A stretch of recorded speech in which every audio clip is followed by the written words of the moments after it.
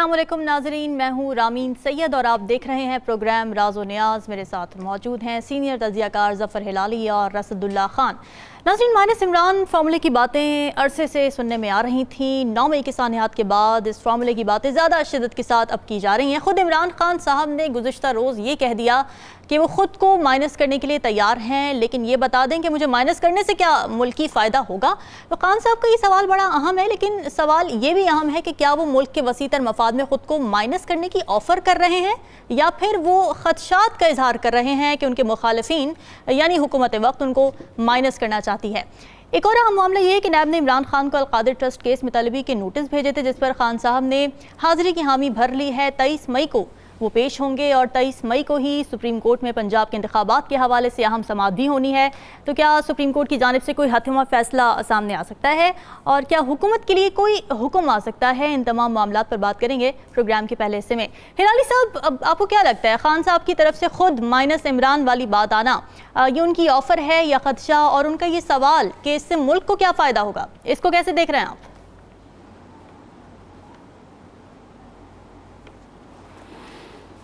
देखिए, ये तो उन्होंने वाजे कर दिया है कि उन्होंने जाना किधर भी नहीं है और इसी मुल्क में रहना और जीना और मरना उनका यही मुल्क में होगा। तो मेरे ख्याल में जब वो कहते हैं कि मैं एक आदमी हूँ जो छोड़ के जा सकता हूँ अगर मुल्क का फ़ायदा हो, तो it's a way of talking. ये कोई मतलब नहीं है उनका कि मैं अब एकदम घबरा गया हूँ और मैं भाग रहा हूँ और ये वो। देखिए, बात सीधी ये है कि क्या है, दे हैव 3 ऑप्शंस हैं खान साहब के। एक तो वो सिविल कोर्ट्स में, सिविल लॉ में ट्राई हो, तो सिविल लॉ में ट्राई, या वो मिलिट्री कोर्ट्स के लिए ठहरें, या वो लंदन चले जाएं जैसे आपने कहा कि वो कह रहे हैं। तो अब बात असल ये है कि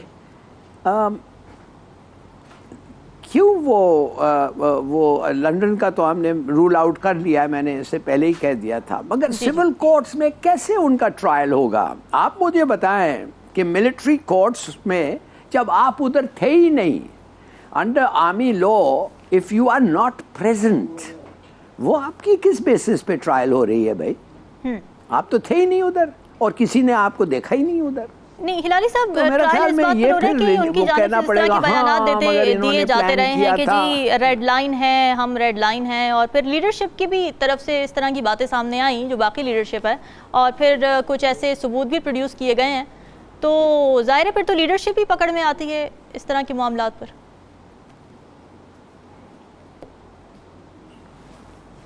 देखिए, अगर सबूत है तो बड़ी अच्छी बात है ना, then there is no dispute.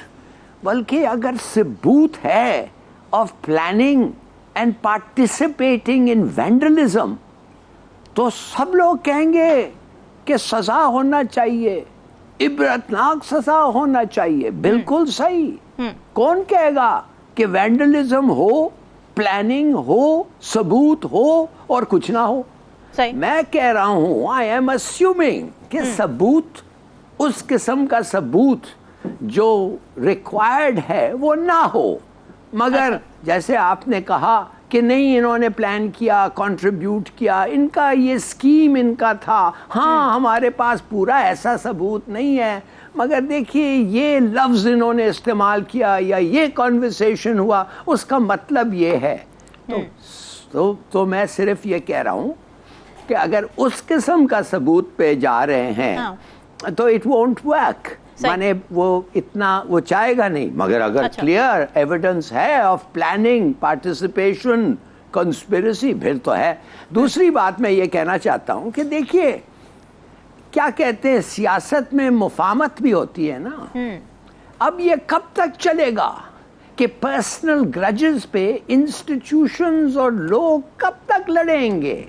आखिर आप लोगों का एक इमेज है, all of us have an image, और तरीका ये होना चाहिए कि ये इमेज को, ये पर्सनल ग्रजेस को निकालें, ये सब इकट्ठे होके चले। इन अदर वर्ड्स मुफाहमत। और मुफाहमत में कभी कभी आप हारते हैं और कभी कभी आप जीतते हैं। ऐसा नहीं होता है कि हर वक्त आप जीतते हैं।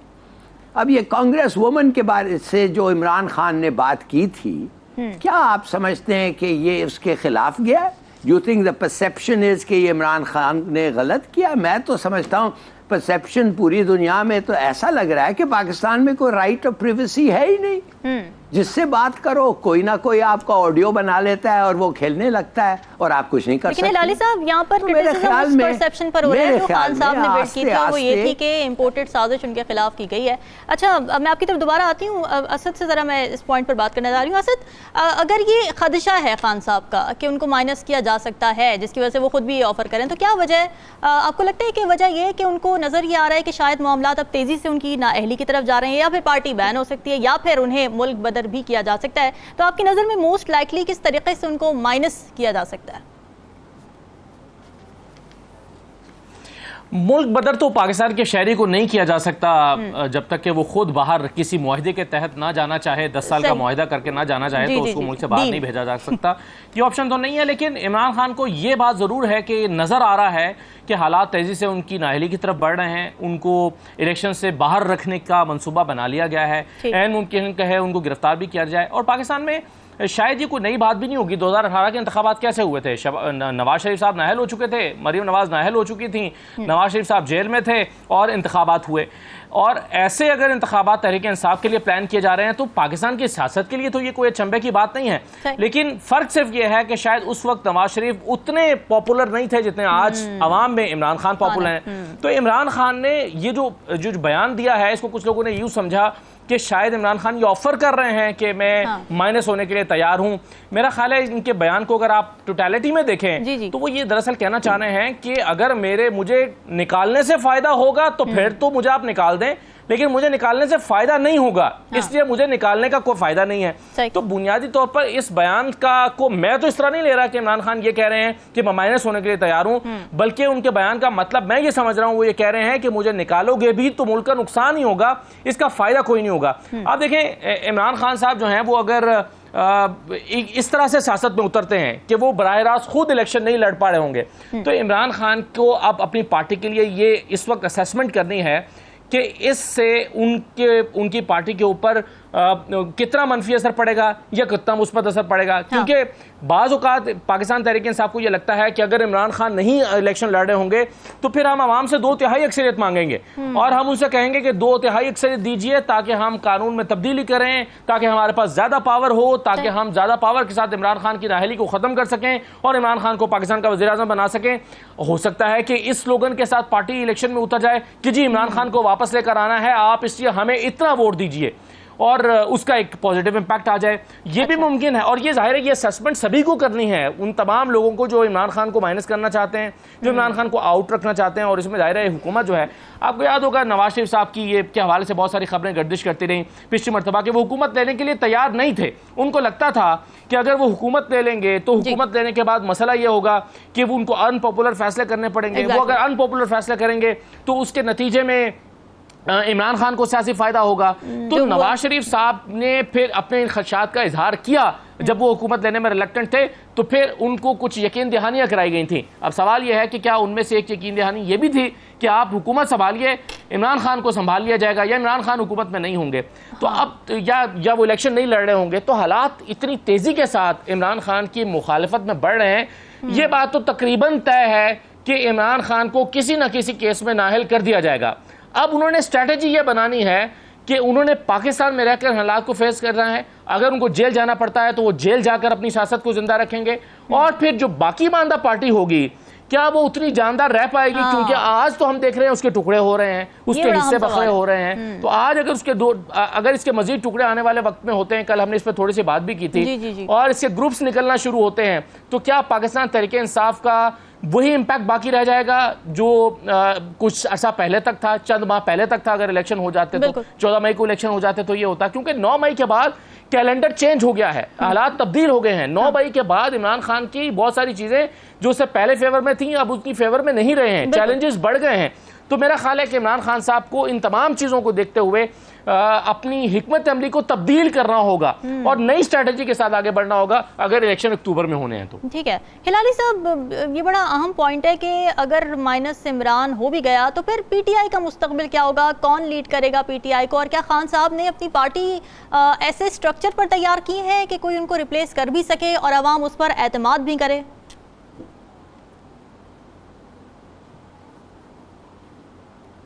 देखिए, एक ज़माना तो ये था कि हम सोचते थे कि ये एक वन मैन पार्टी है और इमरान खान के बगैर ये पार्टी का कोई प्रॉस्पेक्ट है नहीं, कोई फ्यूचर है नहीं।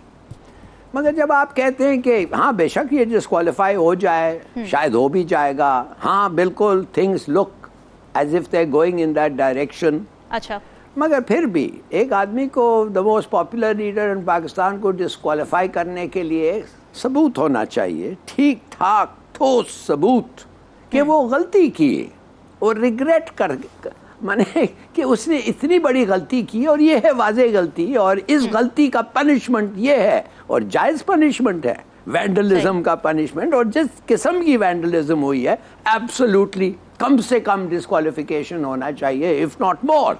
मगर अगर वो ना हो, मिसाल के तौर पे अगर वो ना हो, या अगर कोई समझते हैं वो हो और कोई समझते हैं वो ना हो, इन अदर वर्ड्स इतना क्रेडिबल नहीं है और सबके लिए नहीं है, फिर क्या होगा? फिर नहीं हम कह सकते कि इमरान के बगैर ये पार्टी इज फिनिश्ड। अच्छा, ये फिर नहीं कह सकते।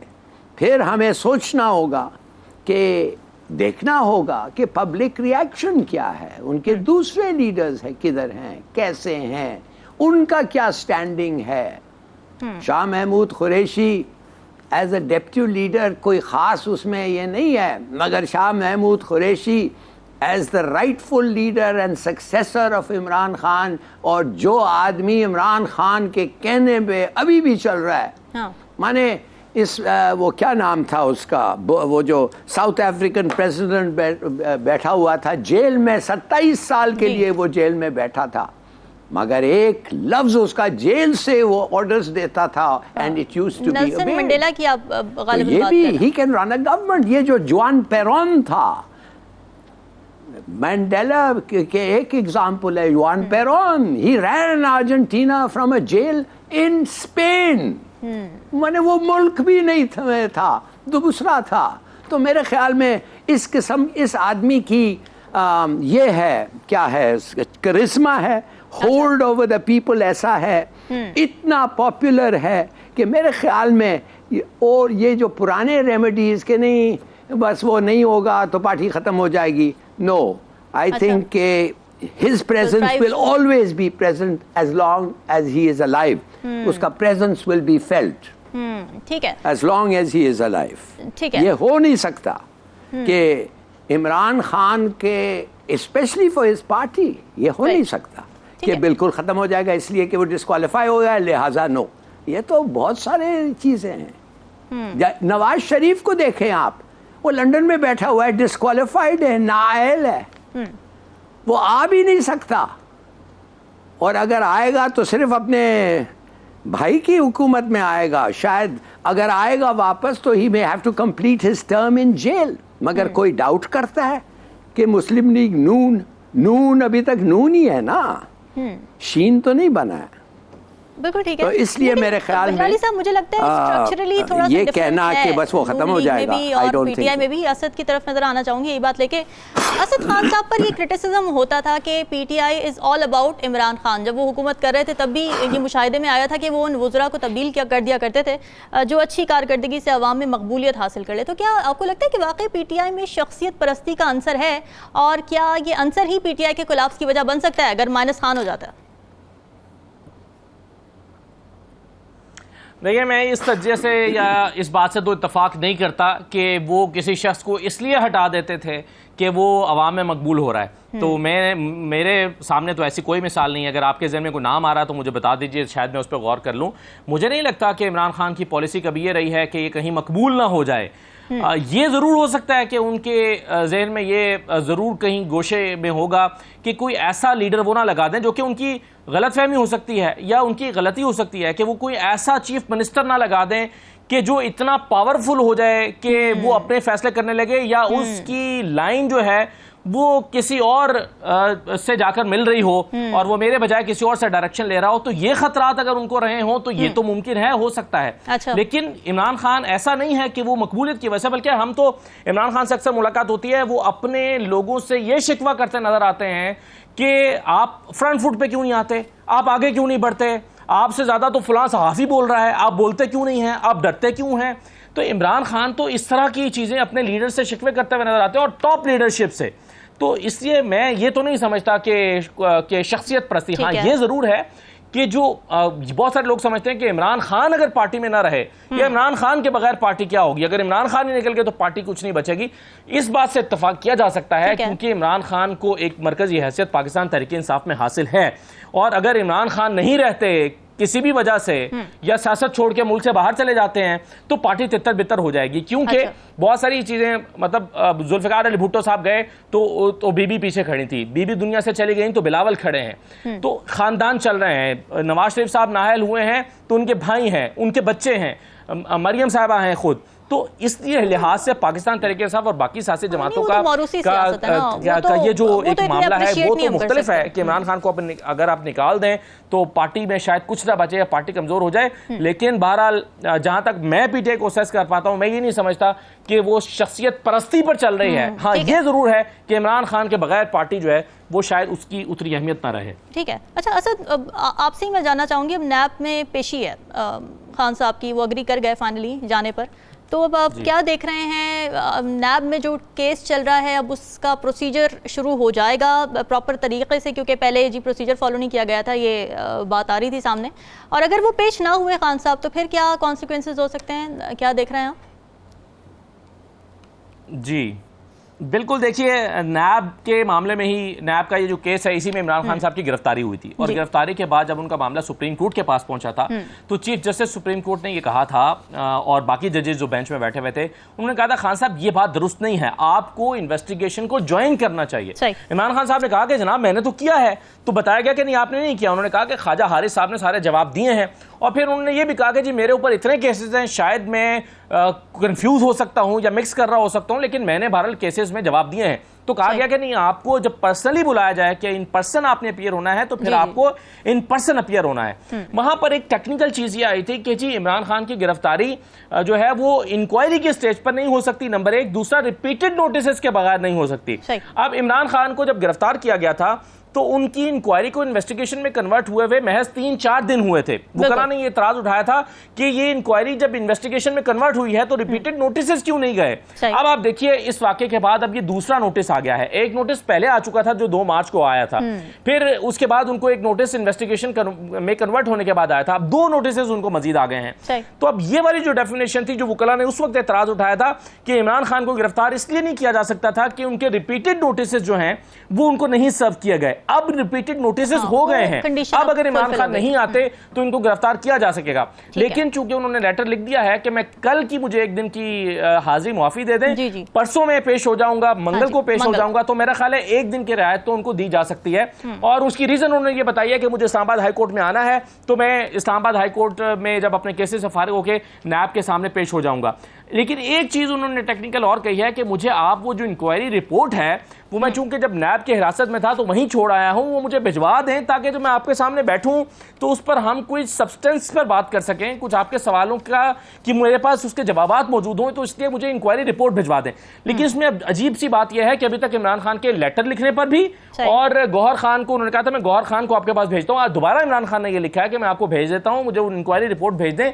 इसका जवाब नैब ने नहीं दिया कि हम आपको इंक्वायरी रिपोर्ट दे देते हैं। अब अगर उस इंक्वायरी रिपोर्ट के बगैर इमरान खान जाते हैं और वहां जाकर उनके सवालनामा उनके सामने रखा जाता है और वो कहते हैं कि मुझे तो ये चेक करना पड़ेगा, इसकी तो तैयारी मेरे पास नहीं है या इसका तो जवाब मुझे चेक करने पड़ेंगे, तो फिर ये अपीयरेंस जो है इमरान खान की ये वेस्ट हो जाएगी। इसलिए बेहतर है कि नैब साथ ही जो नोटिस भेज रही है उसमें इंक्वायरी रिपोर्ट जो वहां पर नैब में रह गई है वो इमरान खान को भेजे, और वो परसों जब इस्लामाबाद हाई कोर्ट से फारिग होने के बाद नैब में पेश हो तो उनके पास कुछ कंक्रीट एविडेंस हो या कुछ सब्सटेंस हो उन सवालों का जवाब हो देने के लिए, तो ज्यादा बेहतर रहेगा। गिरफ्तारी में नहीं देख रहा कल इमरान खान की, क्योंकि वो परसों पेश होने की यकीन दहानी करा रहे हैं। हाँ, अगर परसों पेश नहीं होते तो फिर हालात इमरान खान के लिए नासाजगार हो सकते हैं। ठीक है हिलाली साहब, एक तो इस मामले को भी एड्रेस कीजिएगा, साथ ही 23 मई को सुप्रीम कोर्ट में भी समाअत होने जा रही है इलेक्शंस के हवाले से, पंजाब में इंतखाबात के हवाले से, तो उस हवाले से भी बताइएगा आपको क्या लग रहा है, क्या कोई हतमी फैसला सामने आ सकता है इलेक्शंस को लेकर, क्या कोई हुक्म सामने आ सकता है हुकूमत के लिए?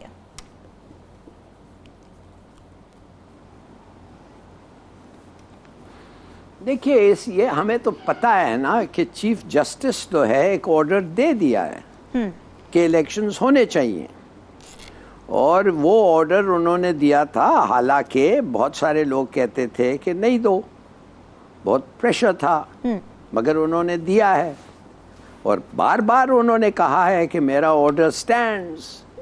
अब वो कहेंगे कि थोड़ी टाइम गुजर गया है मगर माय ऑर्डर स्टैंड्स। हम अदालत में भी देख रहे हैं कि कोई बहुत ज्यादा फर्म हैंड नहीं दिखाया जा रहा है। किसने कहा है? नहीं, बहाने लोग पेश कर रहे हैं जो उनके सामने रखा जा रहा है। उन्होंने कहा पैसे is no excuse, security is no excuse, hold the elections. उन्होंने कहा फिर ये हो गया है, फिर ये हो गया है, फिर ये हो गया है, और ये चल रहा है मामला। अब it is up to him. वो कह सकते हैं कि मैंने ऑर्डर किया था, बार बार बहाने पे मेरा ऑर्डर को इम्प्लीमेंट नहीं किया, लिहाजा यू आर इन कंटेम्प्ट, और सबको निकाल दो। अच्छा।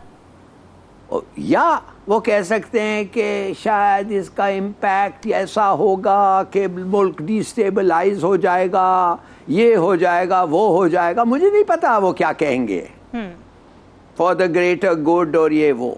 मेरा तो ख्याल है कि जज का काम है डिसीजन देना, जजमेंट देना, और उसके बाद बाकी लोगों का काम है उसको इम्प्लीमेंट करना।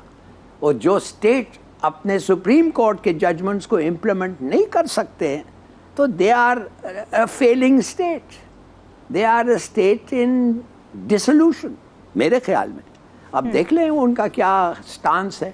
वो खुद शायद कह दें कि चलो इतना वक्त गुजर गया है तो 6 महीने और दे दें, इसलिए कि वाकई अब वो कह रहे हैं 5 मिलियन लोगों की ज़रूरत है, 3.5 था पहले, अब 5 हो गया है, पता नहीं क्या ये वो।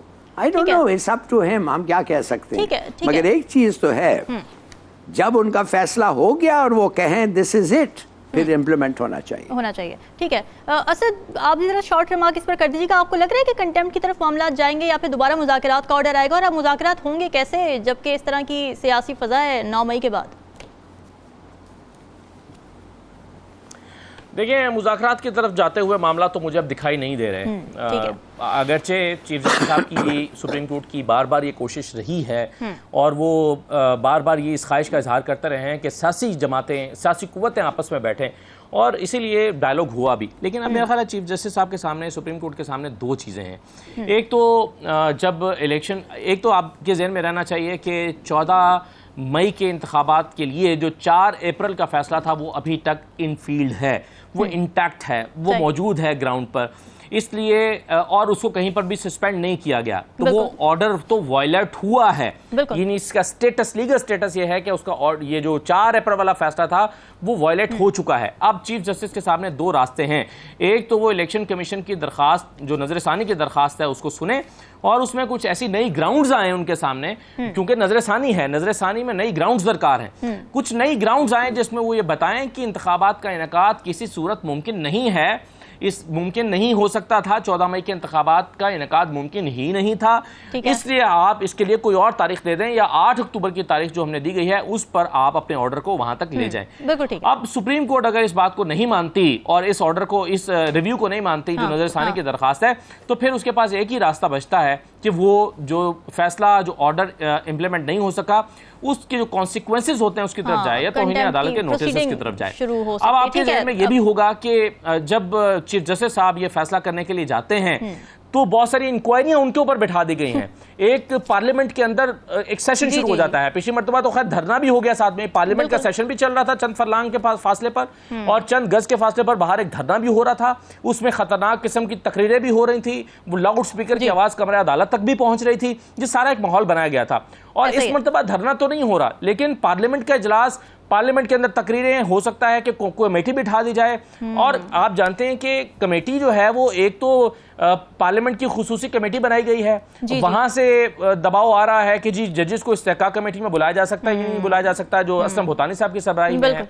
फिर एक पब्लिक अकाउंट्स कमेटी में रजिस्ट्रार को मुसलसल तलब किया जा रहा है, ये दबाव सुप्रीम कोर्ट के ऊपर डाला जा रहा है। पार्लियामेंट के अंदर तकरीरें हो रही हैं, और एक अब कमीशन और बना दिया जिसका कल हमने जिक्र किया था जस्टिस काजी फाइसा साहब की सरबराही में, और वो जो कमीशन है जिसमें आमिर फारूक साहब भी हैं और चीफ जस्टिस गुलशन हाई कोर्ट भी हैं, वो वाला जो कमीशन है वो ऑडियोज की आगे बढ़ाते हैं।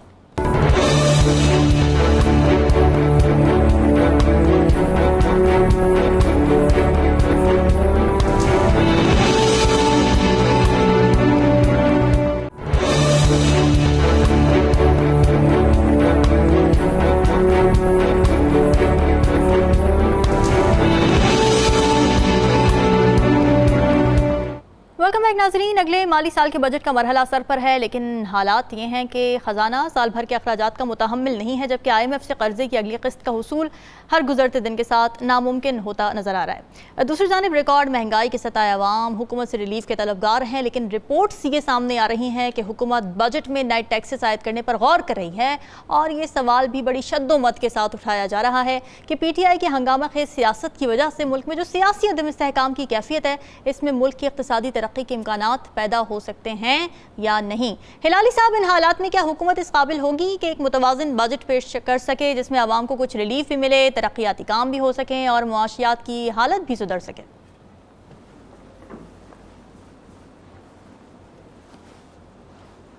कैसे हो सकता है भाई? बिल्कुल नहीं हो सकता। आपको तो रहना ही है IMF के फोल्ड में। अगर आप IMF के फोल्ड से निकलें तो यू फेस बैंक्रप्सी, और आप कर भी नहीं सकते हैं। आपके जितने लोगों ने आपको पैसे दिए हैं, चीन है, सऊदी अरेबिया है, कतर है, पेरिस क्लब है, मल्टीलैटरल ऑर्गेनाइजेशंस हैं, वो कह रहे हैं नो मोर। अगर तुम बात नहीं सुनोगे, ना लोन मिलेगा, इन्वेस्टमेंट मिलेगा, क्रेडिट मिलेगा, फॉरेक्स मिलेगा, कुछ नहीं मिलेगा, तो यू आर स्टक, आप फंस गए हैं। और बेहतर है कि ये मान जाओ, ये ख्वाब जो आ रहे हैं कि नहीं नहीं हमें IMF की ऐसी, ये जो डार साहब का जो था ना, ये कि 200 से नीचे हो जाएगा जब 300 से ऊपर चले गया है डॉलर, तो ऑल दिस, ये let's get real. 48% per year is food inflation, मर रहे हैं लोग। ये है आपका बजट, ये, और ये कम नहीं होगा ना। 22% इंटरेस्ट रेट कम होगा, इंटरेस्ट रेट कम होगा तो इन्फ्लेशन बढ़ेगी। They can't afford to do that. उसका स्कीम आपने देख लिया था, वो जो क्या था, वो पेट्रोल का स्कीम, वो डबल पेमेंट का, ये वो खत्म, फिनिश, गॉन। पता नहीं उन्होंने लगाया क्यों, I don't know what world they are living in. तो कहने की बात ये है कि बड़े टैक्सेस लगेंगे, और अच्छी बात है अमीरों पे लगना चाहिए, और अमीरों पे लगाओ, शरीफ्स अमीरों पे लगाओ, नॉट ऑन गरीब। अंडर डेवलप्ड लैंड, जिनके पास प्लॉट्स हैं खाली, उन पे लगाओ, और लगाने जा रहे हैं उनको, मैंने सुना है। अच्छा। और ये पेट्रोल और सब्सिडीज खत्म, टेक्सटाइल सब्सिडीज खत्म।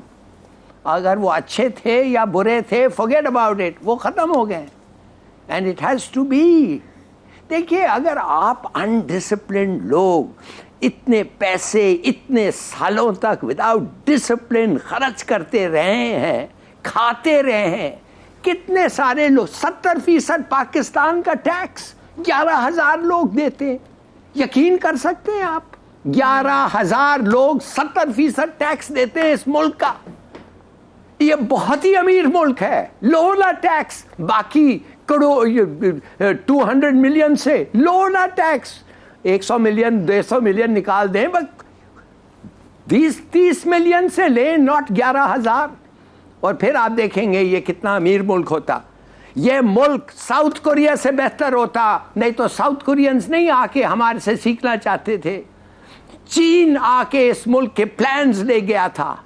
क्यों? इसलिए कि हमारे पास था पोटेंशियल। अगर हमने खुद ही खो गया, खा गए हैं, तो फिर this is the situation you place. तो हाँ, मैं आपको ये बताना चाहता हूं, आपका क्या समझते हैं, आपका डेट कितना है? 100 बिलियन आपका डेट है।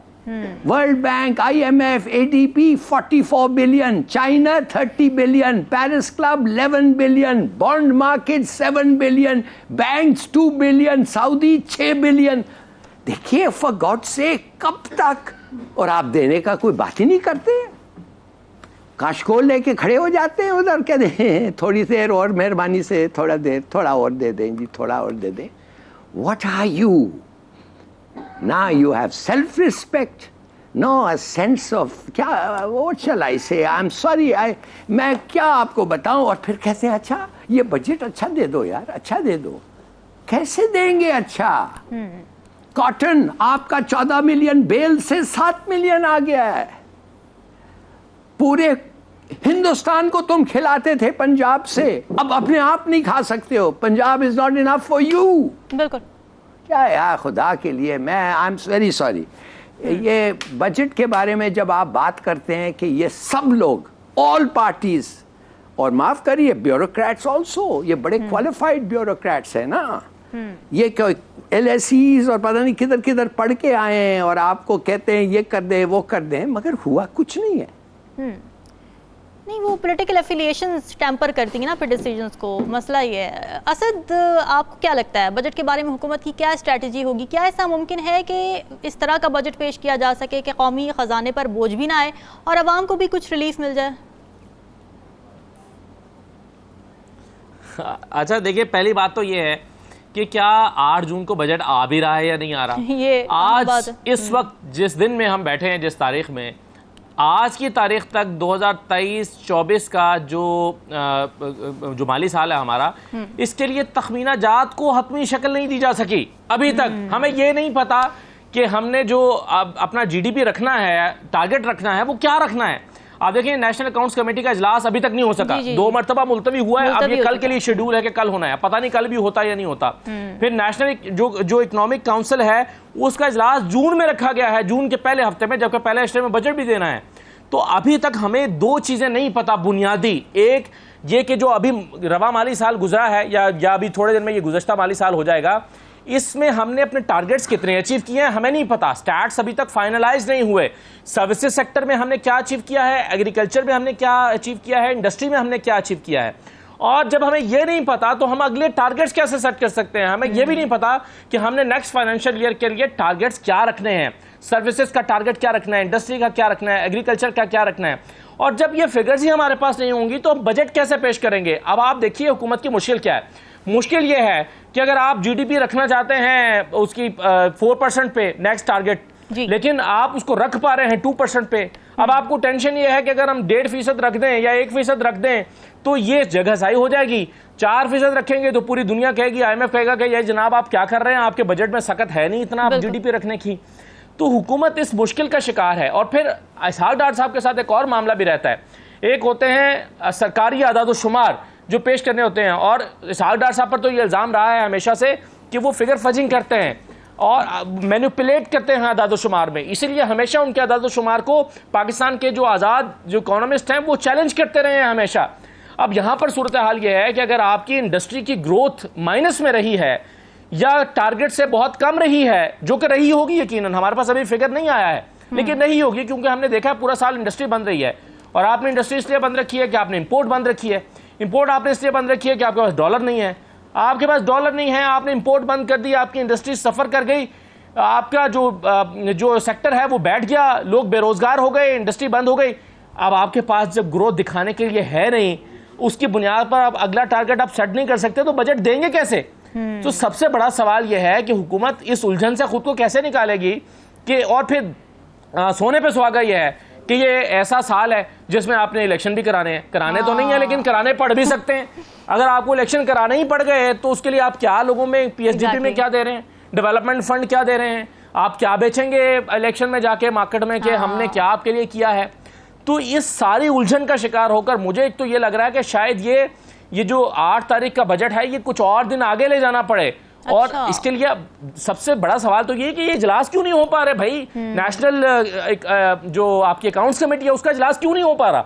क्यों आप फिगर्स अभी तक तखमीना जात फाइनल नहीं कर पा रहे आप अपने कि आपने क्या हासिल किया पिछले माली साल में और तखमीने क्या लगाने हैं उसकी बुनियाद पर आगे अगले साल के लिए।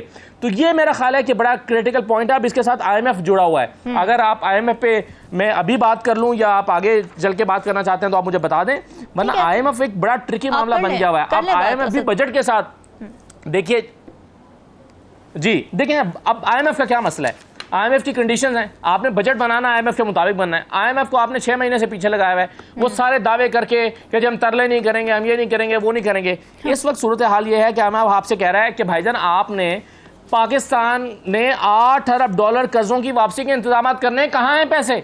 यानी मेरी जेब में 4 रुपए हैं, मैंने अदा करने हैं 8 रुपए या 8.5 रुपए, तो मैं बाकी 4.5 रुपए का इंतजाम कहाँ से करूंगा। मुझसे आप मांग रहे हैं, मैं उधार मांग रहा हूँ 1 रुपया, 4 रुपए मेरी जेब में है, 8 रुपए मैंने वापस करने हैं और अपना घर भी चलाना है। तो ये कैसे मुमकिन हो पाएगा। IMF इसको समझना चाह रहा है और इसके लिए कोई प्लान हम IMF को अभी तक दे नहीं पा रहे।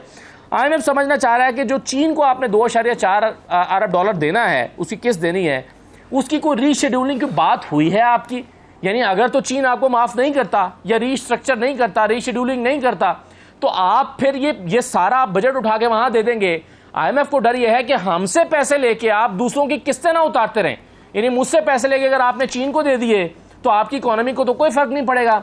तो IMF रिलक्टेंट है कि भाई पहले तय करें कि जो आपके कर्ज खा हैं, जो आपसे आपके तकाजा कर रहे हैं कर्ज की वापसी का, उनसे पहले डील करें कि भाई वो आप पर रियायत करें, ताकि जो हम आपको पैसे दें वो आप अपनी इकोनॉमी को स्ट्रेंथन करने के लिए लगाएं।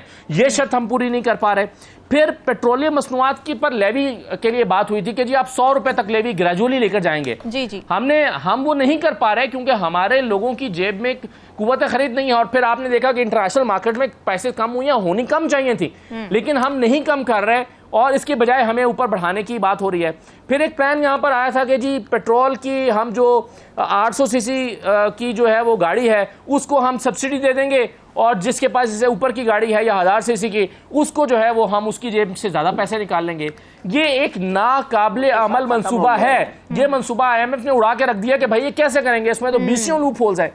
तो ये तमाम चीज़ें आप IMF से तय नहीं कर पा रहे। जब आप IMF से तय नहीं करेंगे तो आप कैसे उतरेंगे अपने बजट को पेश करने के लिए। तो ये वो सारी क्रिटिकल कंडीशंस हैं जो IMF की, और फिर पाकिस्तान के पास IMF को पता है कि 1 माह से भी कम के ज़रिए मुबादला के ज़खायर अपने अखराजात के हवाले से वो रह गए हैं। तो ये अब इन सारे सवालों का जवाब पाकिस्तान की मुआशी टीम के पास नहीं है। अब जब इनका जवाब नहीं है तो बजट कैसे लाएंगे, सबसे बड़ा सवाल तो ये है। हाँ। हिलाली साहब, जवाब नहीं है हुकूमत के पास। आप कुछ कहना चाह रहे हैं वो भी ऐड कर लीजिएगा। जवाब नहीं है हुकूमत के पास। रिसेंटली हमने कोई प्रेस कॉन्फ्रेंस ऐसी नहीं देखी जिसपे इस तरह के गंभीर मसाइल जो कि आप दोनों ने ये भी डिस्कस किए हैं उस पर कोई बात की जाए, आवाम को कोई जवाब दिया जाए। कोई प्लान नहीं है।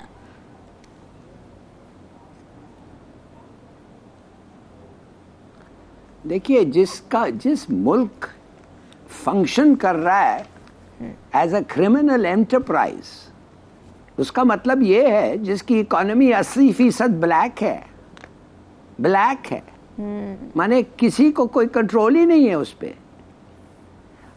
एक मुल्क जिधर पेट्रोल बॉर्डर पे पाकिस्तान के तरफ, पाकिस्तान के side of the Iran border में आपको 80 रुपया लीटर मिलेगा, कराची में 280 के लिए मिलेगा। आप क्या समझते हैं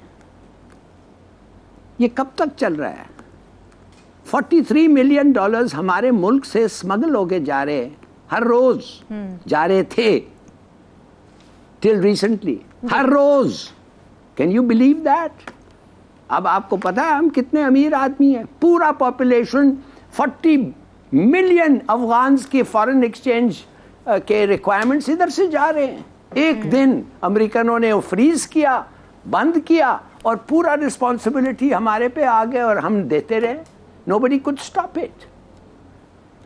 क्या समझते हैं आप? आप समझते हैं कि ये कोई लाइट है, ये टनल, ये लॉन्ग टनल जो जा रहा है ऑफ नो होप, इस पे कोई लाइट नजर आ रही है आपको?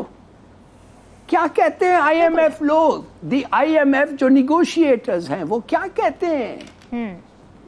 आपका मुल्क दोस्त चीन क्या कहता है? कहता है हाँ हम रिस्ट्रक्चर करने के लिए तैयार है, मगर पता है क्या, हमने तुम्हें 30 बिलियन दिया है, हमारे से ज्यादा सिर्फ और सिर्फ मल्टीलैटरल एजेंसीज ने दिया है, कोई मुल्क नहीं है।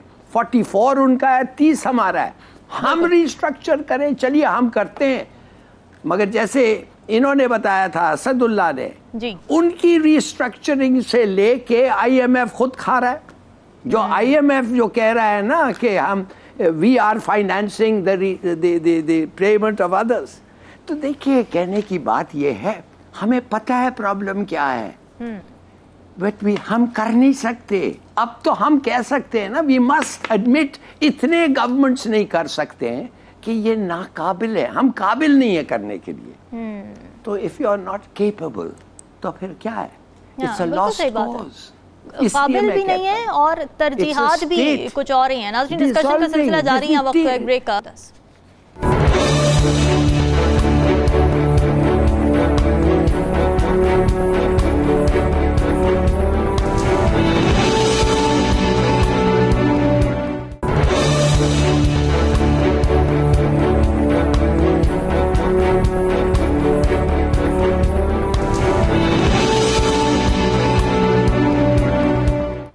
वेलकम बैक नाजरीन। कराची के मेयर के इंतखाब के लिए सियासी सरगर्मियाँ तेज़ हो चुकी हैं। पाकिस्तान तहरीक इंसाफ ने इस सिलसिले में जमात इस्लामी के उम्मीदवार हाफिज़ नईमुर रहमान को सपोर्ट करने का ऐलान किया है और PTI ने इल्ज़ाम आयद किया है कि पीपल्स पार्टी मुंतखब बल्दियाती नुमाइंदों को सिंध पुलिस के जरिए अगवा करके प्री पोल रिगिंग की मुर्तकिब हो रही है।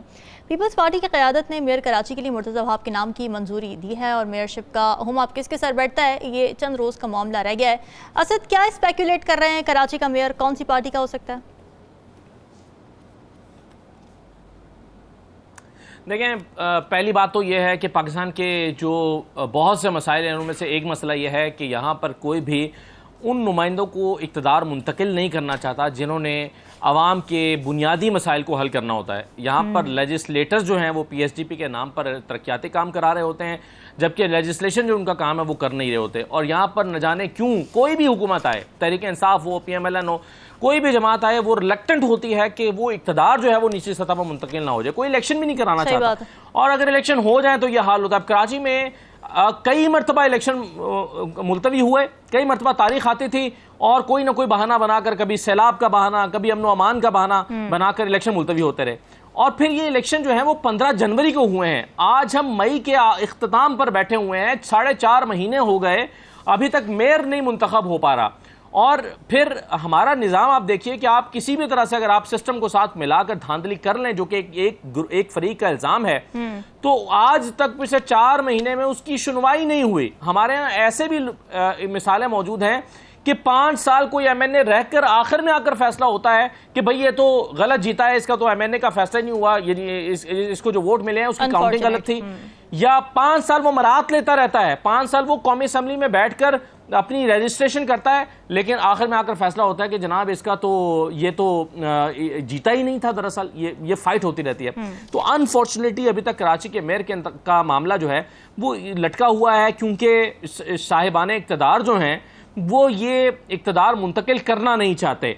और अब अगर 2 जमातें मिलकर अपना मेयर लाने की पोजीशन में हैं, देखें तमाम सर्वेज ये बता रहे थे कि PTI भी नहीं, जमात इस्लामी के बारे में सर्वेज बता रहे थे कि पहले नंबर पर जमात रहेगी, और सर्वेज बता रहे कि दूसरे नंबर की जमात जो है वो PTI रहेगी। मैं खुद कराची गया था उन दिनों में जब ये इलेक्शंस होने थे, मैंने खुद वहां पर जाके प्रोग्राम्स रिकॉर्ड किए थे, और हमारे अपने सर्वेज ये बता रहे थे कि जमात इस्लामी पहले और PTI दूसरे नंबर पर रहेगी। अच्छा। लेकिन न जाने कहां से पहले नंबर पर जो है वो पीपल्स पार्टी आ गई। ये नताइज बड़े हैरान कुन थे, स्पेशली ऐसी सूरत में जबकि कराची के लोगों को बहुत शिकवे रहे हैं पीपल्स पार्टी की हुकूमत से तरक्याती कामों के हवाले से। वो दिखाने के लिए उनके पास 3-4 प्रोजेक्ट उन्होंने बना लिए हैं, जिसकी बुनियाद पर वो कराची के गली मोहल्लों से वोट मांगकर जीतने का दावा करते हैं, जबकि ग्राउंड पर सिचुएशन ये नहीं है। 3 सड़कें अच्छी बन जाने से कराची के गली मोहल्ले के मसाइल हल नहीं हुए, ये ग्राउंड की सिचुएशन। लेकिन चलिए बहरहाल इलेक्शन हो गए, अब आप आ जाएं कि मेयर बनाने के लिए।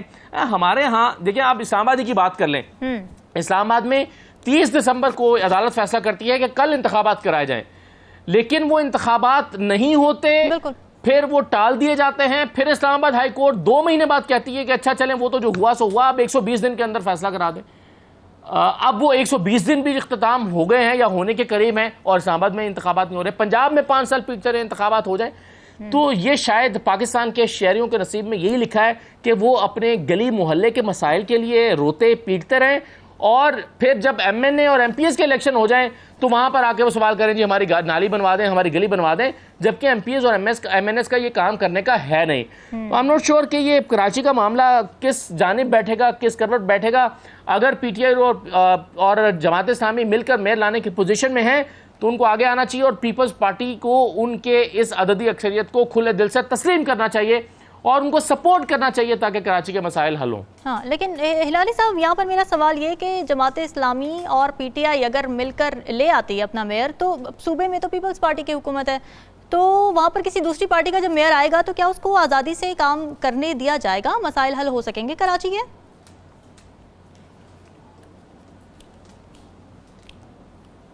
आज तक तो कराची का PPP का मेयर कभी रहा ही नहीं है, तो ये इस दफ़े कैसे हो गया? पक्का सबको पता है, देखिए कैसे हुआ और कैसे नहीं हुआ, इट्स एन ओपन सीक्रेट।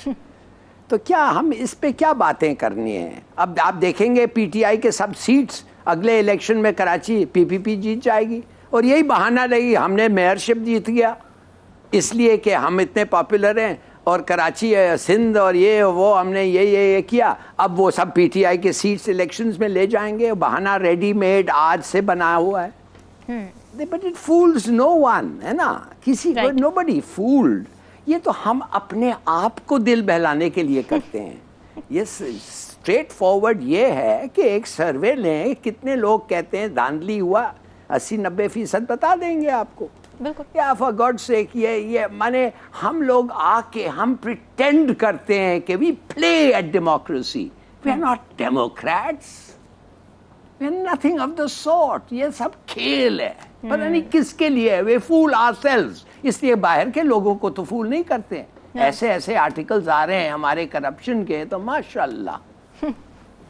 बिल्कुल ऐसे। असद शॉर्ट कमेंट कीजिएगा, 2 मिनट है मेरे पास। पीटीआई की तरफ से कहा जा रहा है कि अरकान को गिरफ्तार किया जा रहा है ताकि वो वोट ना दे सकें, तो प्री पोल रिगिंग की जा रही है। अब सईद गनी ने इसका एक सोल्यूशन तो प्रपोज किया है कि जी जो वोट देना चाहते हैं तो उनको, जब वो जेल में हो तो उनको ले आया जाए वोट देने के लिए। ऐसा पॉसिबल होगा?